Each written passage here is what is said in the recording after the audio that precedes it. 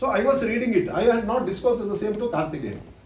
Karthikeyan makes a phone call to me and tells me that are you pondering over this Shakti Sutra? Then I told, yes, how you have come to know that? Then he told that in Dhyana, Agastya had given darshan to him and passed on certain instruction to be given to me. This is how the interaction between us started. But unfortunately later, but he passed away. He was writing something about Lord Shiva, and I could not physically meet him. We were only talking on the telephone. Then I went into some darshaniks and put the questions why such a thing has happened, because I was very particular about meeting him. Then they told that he had an assignment, he has completed it. No, you have to continue from where he has left.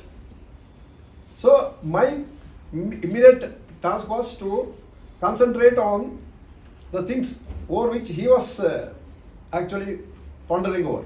So immediately I took the Agastya's chapter. There he has given details of 49 Agastya's literature in Tamil Nadu. So immediately the God has blessed me with an idea to approach the central government. Chamu Krishna Shastri is now the chairman of the Language Committee of India. It is a newly formed organization by the central government. All these regional language institutions are being brought under the one particular setup called the Language Committee. Now it will be made bold. Probably in 1 or 2 years it will become bold. Now presently he is the chairman. I told him about this. He showed a very great interest because at that time he had been entrusted with the task of conducting Tamil Sangama in Kashi. Why the Tamil Sangama is being taken up in Kashi? Our Honorable Prime Minister had a feeling that in Tamil, because of this Dravidian movement, there is a feeling of alienation. Maybe Sri Lankan problem must have contributed for such a factor. So their mind always says that North Indians are different, you are different. But in Tamil Nadu, there are 1,000 Kashi Vishwanath temples are there. That has come to the notice of the Honorable Prime Minister. So immediately told that this is the best thing is to Tamilians have got great connection to the Kashi, particularly Chola kings. They were regular in visiting Kashi. One Chola has himself claimed as Jange Kunda Chola, because that much of affection towards Kashi. So this Tamil Sangam was convened, and they projected Tiruvallavar. Tiruvallavar is just like Sarvajna of our Karnataka. He is a philosopher. I told Krishna Shastri, what you should have done is, you should have projected Agastya, not Tiruvallavar, because Tiruvallavar is a philosopher. Intellectual will understand him. Common man may not have any kind of connectivity or any kind of this thing, emotional contact with him. So Agastya was the Mula Siddhar. If you go to Tamil Nadu, every person honors the real Siddhars. Even today, that culture is being continued. I told that this should have been done. Then I asked him why the Tamil Nadu has got 1,000 Kashi Vishwanath temples. He had no answer. Then I told him, in Agastya reluctantly left Kashi. He was not ready to leave Kashi. His affection to Kashi was total. So, with the order of the Lord Shiva, he had to come down south. But his mind always used to be there in the Kashi. One of the examples is, if you go to Skanda Purana, there is a discussion between Skanda and Agastya about various things, particularly about Kashi. Now you know that Jnanavyapi. Now it has become masjid. What is this Jnanavyapi? Jnanavyapi is the Shiva temple which is installed by Shiva himself. It was installed not now, long prior to Ganga coming to this world. Ganga was the Akasha Ganga. That before Akasha Ganga arrived on this earth, this Jnanavapi Shivalingam had been installed by Lord Shiva. There you can see the name, because in our ancient time, name itself used to disclose the history, either of a particular thing or of the place. Jnana Vyapi, spreading the knowledge. Knowledge is the ultimate. Acharya Shankara has also finally concluded that Jnana is the supreme. That's why he has ultimately, after making all this philosophical declaration, then he turned back and worshipped goddess Sharada, the embodiment of the knowledge. So this Jnana Vyapi was the symbol of our Sanatana Dharma's knowledge. It is the supreme abode of the knowledge. Our enemies were aware of that. We are not aware. They wanted to have the mask right over that. Now you may be wondering, who is this Muslims and Christians? See, if you go deep into our Sanatana Dharma, in the creation, positive and negative elements will always be there.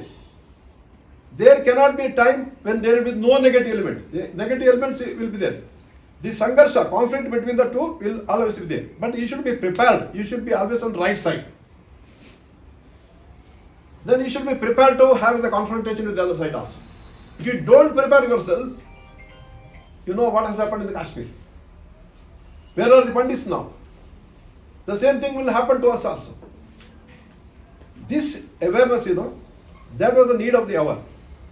You look at the Agastya's life. He never tolerated any kind of negative elements. Either he used to get them eliminated through other avataris, or he himself used to eliminate. Show me one Rishi like Agastya, who himself used to eliminate this negative elements. Agastya was an exception. All his qualities, supreme qualities were there. Now, these Tamilians, they were aware that Agastya is very, very fond of Kashi. So, what disciples will do? Now, probably your guru, Pravinji, he is very interested in a particular subject. So, if you make some research on a particular subject and present the same to him, he will be pleased. So, he will be thinking that his grace will come to him. This exactly the Tamilians have done. They thought that if they installed a Kashi Vishwanath temple, Agastya will be pleased. Guru will be pleased. That's why 1000 Kashi temples have come in Tamil Nadu. I presented the same to our Krishna Shastri and told him, you please try to go deep into this matter. Then I told that what is need of the hour is how to actually counter this DMK's divisive politics. I told him the best way is to translate the literary works of Agastya and 18 Siddhars and 64 Nayanmars. So that's how first I wanted to start with Agastya's translation. 49 books list I have given to central government. Then immediately the government has ordered Central Institute of Classical Tamil, CICT, to collect this literatures. Then the amazing surprise came. 2,750 literary works of Agastya were found. That was an amazing thing. His works were found not only in India but also in Sri Lanka, Indonesia, Mongolia and Afghanistan, apart from Thailand and Cambodia. So the effort, a small effort from our side, His grace will come like anything. Now the central government has started to order for the translation is going on with very great speed. About 12 books are being picked up, and many of them are relating to Siddha medicine. He is about a Siddha medicine person here. He has written a book called Siddha medicine. Why it's needed is Ayurveda, which is in the Sanskrit language. It is the only thing that is available in most of the Ayurveda college libraries, and there certain books are also being considered as texts, like the Dhanvantari Nigantu, Charaka Samhita. These are all the texts for the Ayurveda college students. But Agastya is being forgotten because it is in Tamil.